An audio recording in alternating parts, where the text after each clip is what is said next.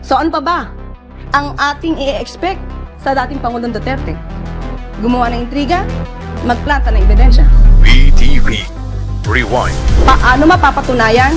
Hindi tayo pwedeng maniwala sa mga pang-iintriga lamang na walang ebidensya.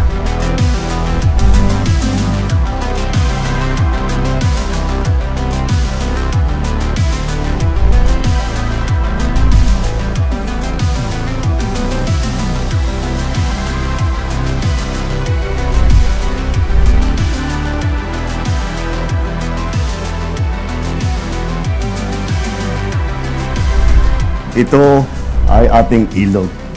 Ito ay ating kinabukasan. Sama-sama tayong bubuhayan nito.